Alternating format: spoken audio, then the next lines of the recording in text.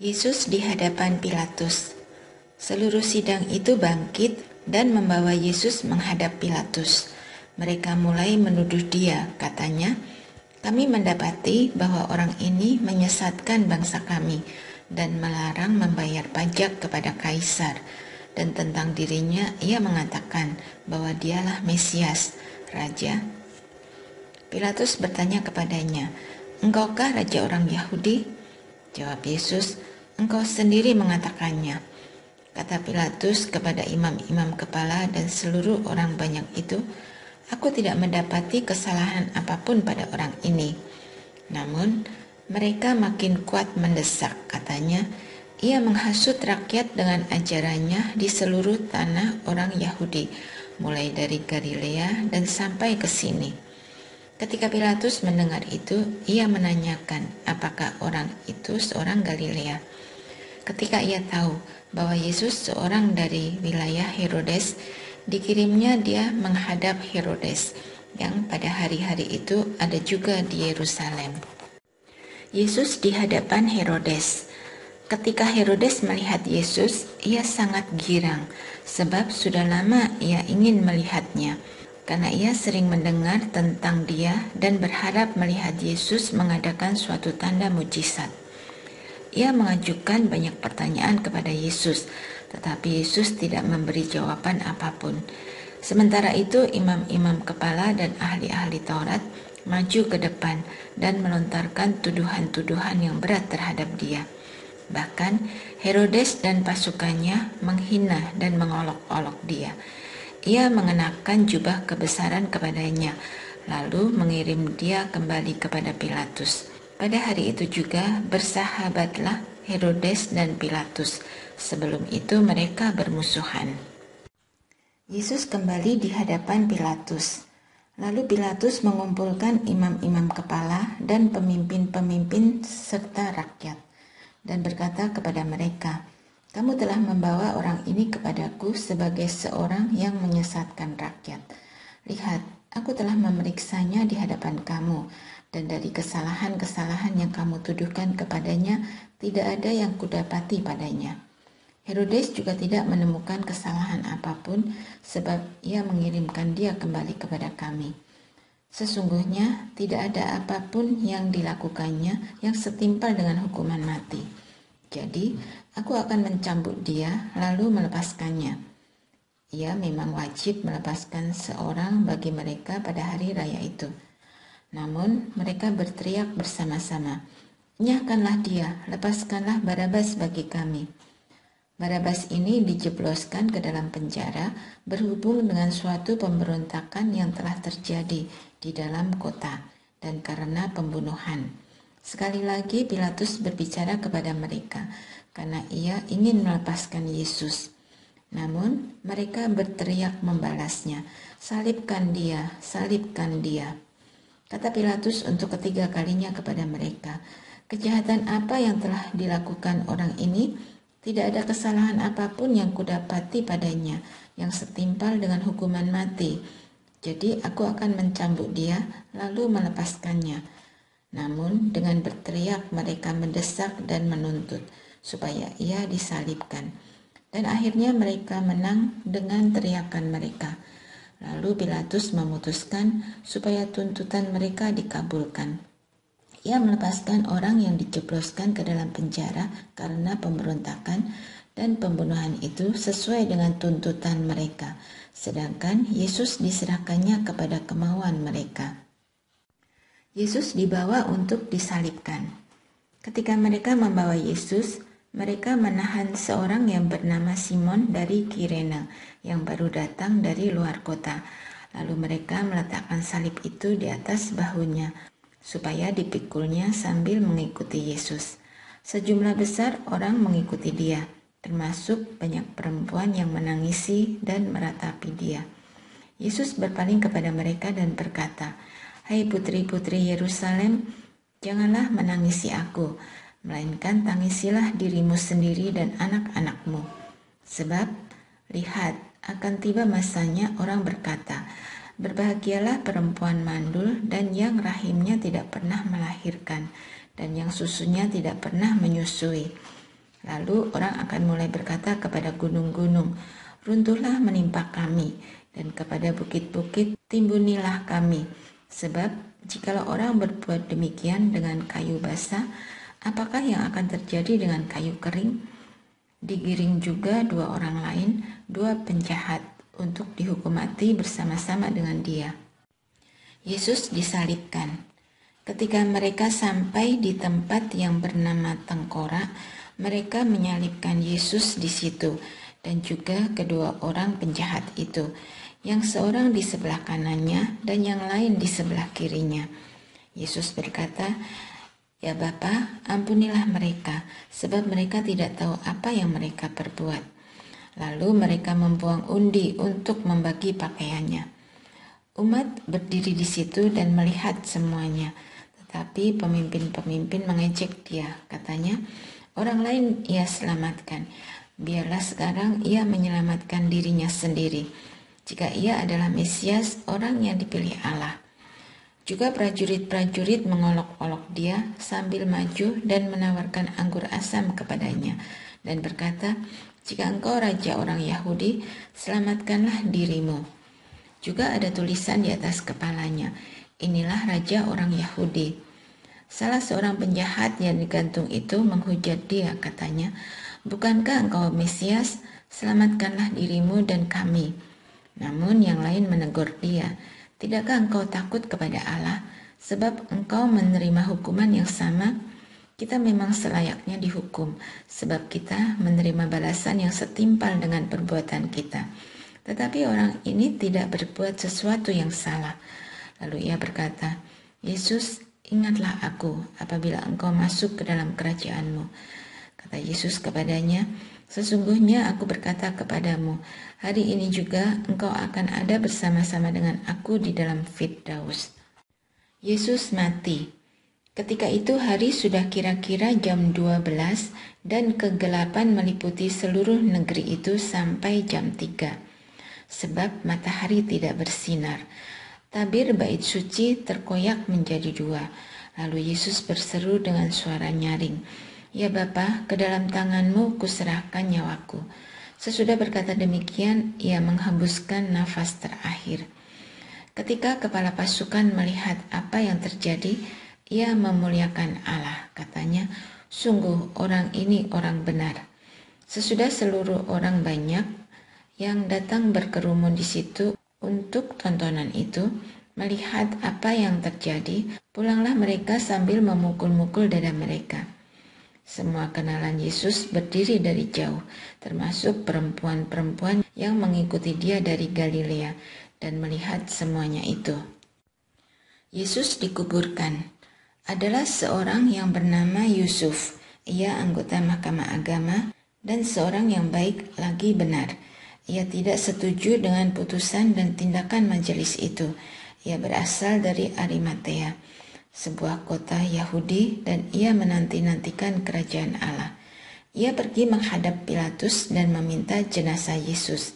Sesudah menurunkan jenazah itu, ia mengafaninya dengan kain lenan, lalu membaringkannya di dalam kubur yang dibuat di bukit batu, di mana belum pernah dibaringkan jenazah. Hari itu hari persiapan dan Sabat hampir mulai. Perempuan-perempuan yang datang bersama Yesus dari Galilea ikut serta, dan mereka melihat kubur itu dan bagaimana jenazahnya dibaringkan. Setelah pulang, mereka menyediakan rempah-rempah dan minyak wangi. Yesus ditangkap. Setelah Yesus mengatakan semuanya itu, keluarlah ia bersama murid-muridnya ke seberang sungai Kidron. Di situ ada suatu taman, dan ia memasukinya bersama murid-muridnya. Yudas yang mengkhianati Yesus tahu juga tempat itu, karena Yesus sering berkumpul di situ dengan murid-muridnya. Lalu datanglah Yudas juga ke situ dengan sepasukan prajurit dan penjaga-penjaga bait Allah yang disuruh oleh imam-imam kepala dan orang-orang Farisi, lengkap dengan lentera, obor, dan senjata. Yesus yang tahu semua yang akan menimpa dirinya, maju ke depan dan berkata kepada mereka, "Siapakah yang kamu cari?" Jawab mereka, "Yesus dari Nazaret." Katanya kepada mereka, "Akulah dia." Yudas yang mengkhianati dia berdiri juga di situ bersama mereka.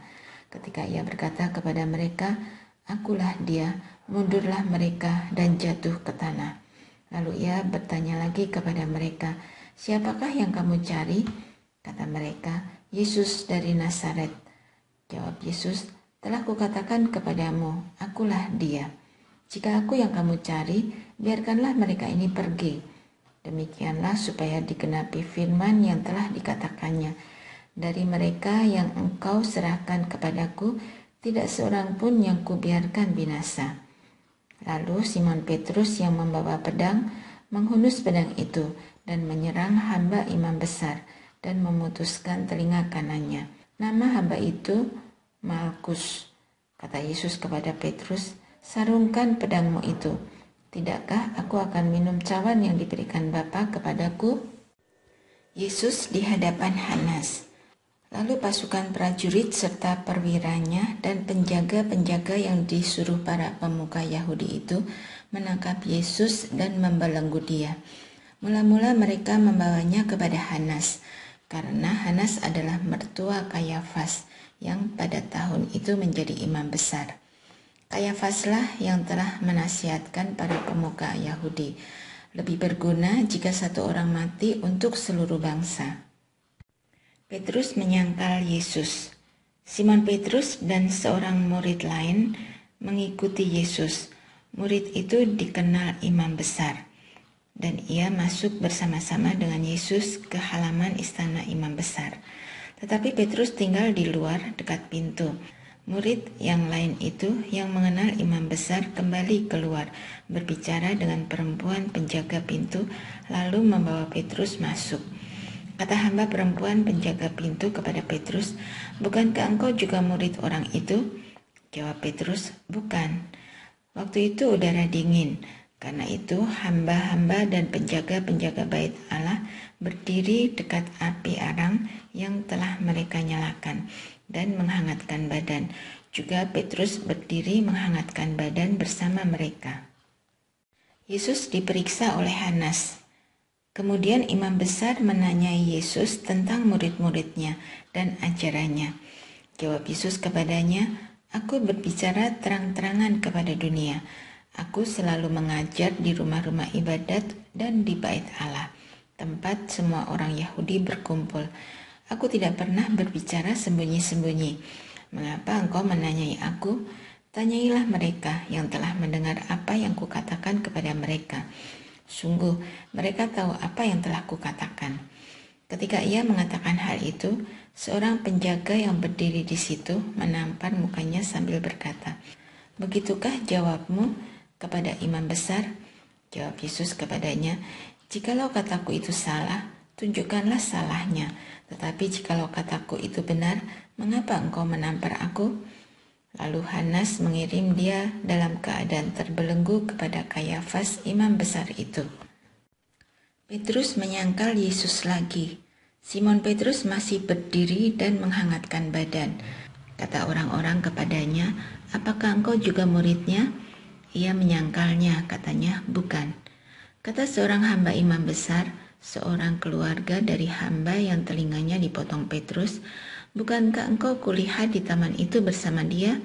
Petrus pun menyangkalnya lagi, dan seketika itu juga berkokoklah ayam. Yesus di hadapan Pilatus. Sesudah itu mereka membawa Yesus dari Kayafas ke istana gubernur. Waktu itu dini hari. Mereka sendiri tidak masuk ke istana itu, supaya jangan menajiskan diri, sebab mereka hendak makan Paskah. Sebab itu Pilatus keluar mendapatkan mereka dan berkata, "Apakah tuduhan kamu terhadap orang ini?" Jawab mereka kepadanya, "Jikalau ia bukan seorang penjahat, kami tidak menyerahkannya kepadamu." Kata Pilatus kepada mereka, "Ambillah dia dan hakimilah dia menurut hukummu sendiri." Kata orang-orang Yahudi itu, "Kami tidak diperbolehkan menghukum mati seseorang." Demikianlah supaya digenapi firman Yesus yang dikatakannya untuk menyatakan bagaimana caranya ia akan mati. Pilatus masuk kembali ke dalam istana gubernur, lalu memanggil Yesus dan bertanya kepadanya, apakah engkau raja orang Yahudi? Jawab Yesus, apakah engkau katakan hal itu dari hatimu sendiri atau orang lain yang mengatakannya kepadamu tentang aku? Kata Pilatus, apakah aku seorang Yahudi? Bangsamu sendiri dan imam-imam kepala yang telah menyerahkan engkau kepadaku. Apakah yang telah engkau perbuat? Jawab Yesus, kerajaanku bukan dari dunia ini. Jika kerajaanku dari dunia ini, pasti hamba-hambaku telah melawan, supaya aku jangan diserahkan kepada orang Yahudi. Akan tetapi kerajaanku bukan dari sini. Lalu kata Pilatus kepadanya, jadi engkau adalah raja? Jawab Yesus, engkau mengatakan bahwa aku adalah raja. Untuk itulah aku lahir dan untuk itulah aku datang ke dalam dunia ini, supaya aku bersaksi tentang kebenaran. Setiap orang yang berasal dari kebenaran mendengarkan suaraku. Kata Pilatus kepadanya, apakah kebenaran itu? Yesus dihukum mati. Sesudah mengatakan demikian, Pilatus keluar lagi mendapatkan orang-orang Yahudi dan berkata kepada mereka, aku tidak mendapati kesalahan apapun padanya. Namun, kamu mempunyai kebiasaan bahwa pada Paskah aku membebaskan satu orang bagimu.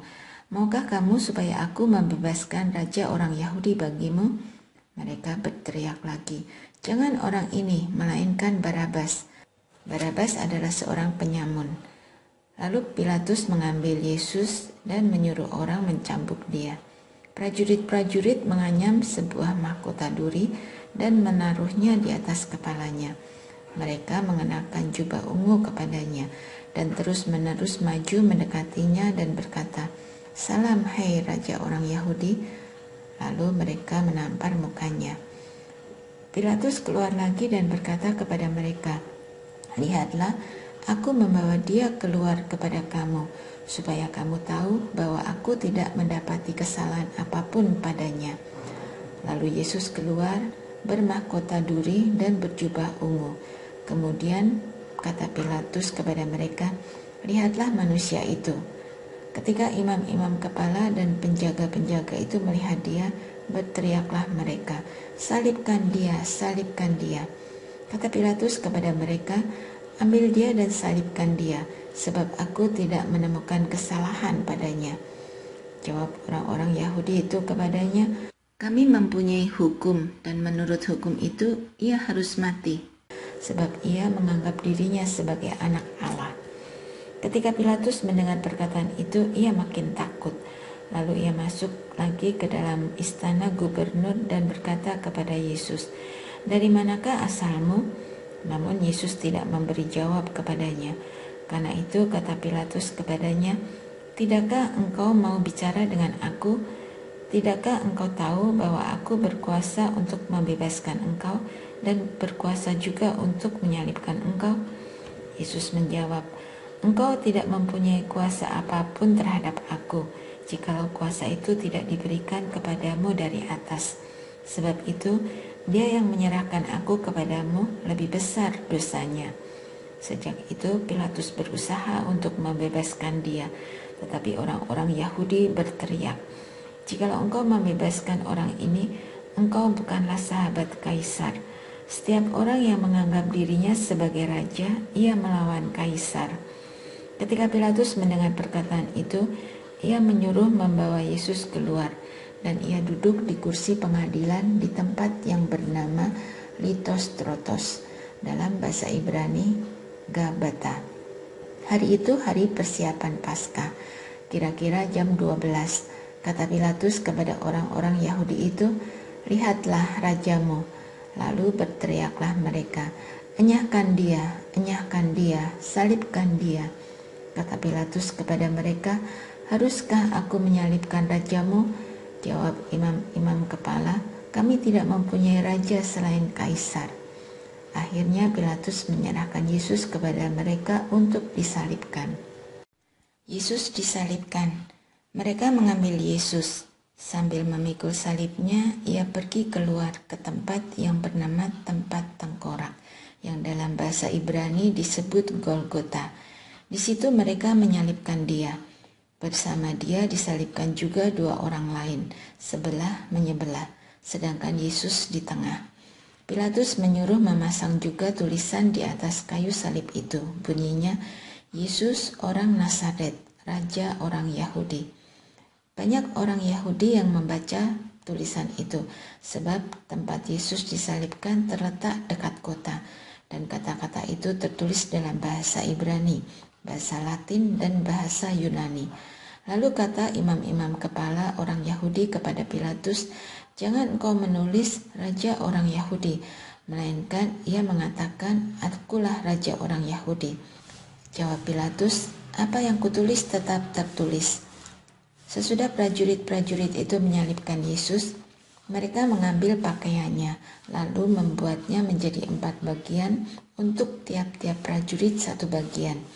Dan jubahnya juga mereka ambil. Jubah itu tidak ada jahitan, ditenun dari atas ke bawah. Karena itu mereka berkata seorang kepada yang lain, "Janganlah kita memotong-motongnya, tetapi baiklah kita membuang undi untuk menentukan siapa yang mendapatnya. Demikianlah supaya digenapi yang tertulis dalam kitab suci.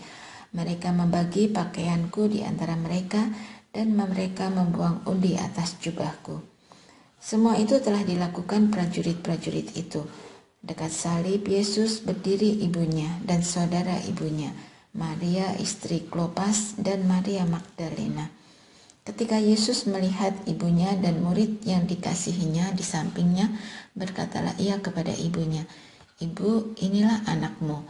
Kemudian katanya kepada muridnya, "Inilah ibumu." Sejak saat itu murid itu menerima dia di dalam rumahnya. Yesus mati. Sesudah itu, karena Yesus tahu bahwa segala sesuatu telah selesai, berkatalah ia, supaya digenapi yang tertulis dalam kitab suci, "Aku haus." Di situ ada suatu bejana penuh anggur asam. Lalu mereka melilitkan suatu bunga karang yang telah dicelupkan dalam anggur asam pada sebatang hisop, lalu mengulurkannya ke mulut Yesus. Sesudah Yesus meminum anggur asam itu, berkatalah ia, "Sudah selesai." Lalu ia menundukkan kepalanya dan menyerahkan nyawanya. Lambung Yesus ditikam. Karena hari itu hari persiapan dan Sabat itu hari yang besar, supaya pada hari Sabat mayat-mayat itu tidak tinggal tergantung pada kayu salib, para pemuka Yahudi meminta kepada Pilatus agar kaki orang-orang itu dipatahkan dan mayat-mayatnya diturunkan. Lalu datanglah prajurit-prajurit dan mematahkan kaki orang yang pertama dan kaki orang yang lain yang disalibkan bersama Yesus. Namun ketika mereka sampai kepada Yesus dan melihat bahwa ia telah mati, mereka tidak mematahkan kakinya. Tetapi seorang dari antara prajurit itu menikam lambungnya dengan tombak, dan segera mengalir keluar darah dan air. Orang yang melihat sendiri hal itu, yang bersaksi dan kesaksiannya benar. Dan ia tahu bahwa ia mengatakan kebenaran, supaya kamu juga percaya. Sebab hal itu terjadi, supaya digenapi yang tertulis dalam kitab suci. Tidak ada tulangnya yang akan dipatahkan. Ada pula nas lain yang mengatakan, mereka akan memandang dia yang telah mereka tikam. Yesus dikuburkan. Sesudah itu Yusuf dari Arimatea meminta kepada Pilatus supaya ia diperbolehkan menurunkan jenazah Yesus. Ia murid Yesus, tetapi sembunyi-sembunyi karena takut kepada para pemuka Yahudi. Pilatus mengabulkan permintaannya itu. Lalu datanglah ia dan menurunkan mayat itu. Datanglah juga Nikodemus, orang yang dahulu pernah datang kepada Yesus pada malam hari. Ia membawa campuran minyak mur dengan minyak gaharu, kira-kira 30 kg beratnya. Mereka mengambil mayat Yesus, mengafaninya dengan kain linen dan membubuhinya dengan rempah-rempah menurut adat orang Yahudi bila menguburkan mayat. Dekat tempat Yesus disalibkan ada taman, dan dalam taman itu ada kubur baru yang di dalamnya belum pernah dimakamkan seseorang. Karena hari itu hari persiapan orang Yahudi, sedangkan kubur itu tidak jauh letaknya, maka mereka meletakkan Yesus di situ.